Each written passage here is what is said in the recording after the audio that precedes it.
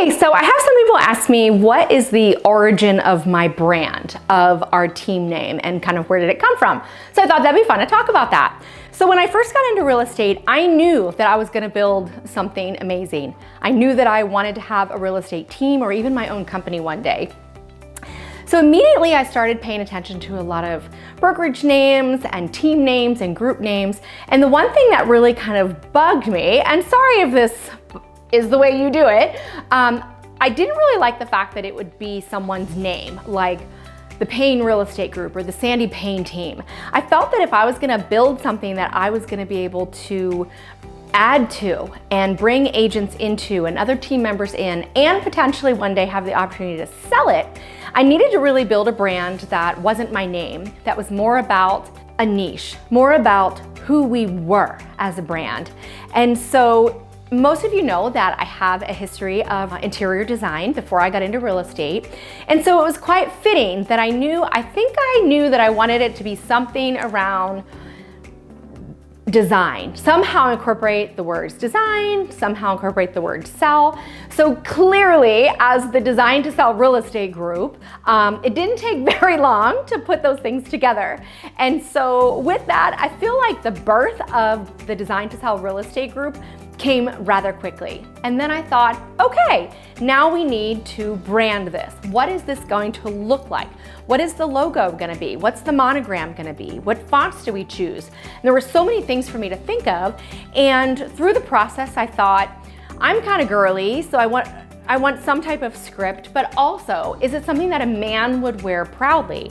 Is it something that anybody part of our team would don on apparel, on shirts and hats and all the things? Would it be something they could be proud of and something that was kind of neutral for anyone to wear? So I looked at a bunch of fonts, and I was a doodler, and so I got out paper and I just started writing like different combinations of the D and the T and the S, like Design to Sell. And it dawned on me that the T was really making a problem. Like I just couldn't seem to get 3 letters. It looked too much like a name monogram. So I changed the word to the actual number 2 and started putting those together, a capital D, a number 2, and a capital S.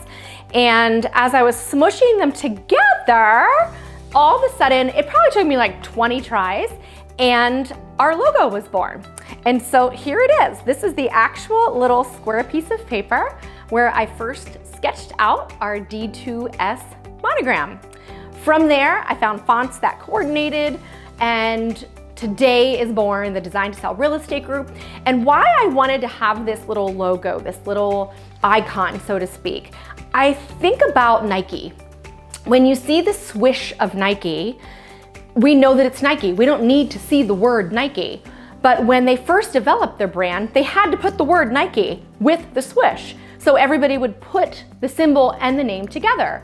So I wanted to build something that when this little monogram, this little icon was alone, everyone would already know that it was the Design to Sell Real Estate Group, whether the rest of the words were not there. So now you see it everywhere. It's on our cars, it's on our clothes, it's on our hats, it's on our lock boxes, it's even on our welcome mats on every one of our listings. So that is how the Design to Sell Real Estate Group name and logo were born.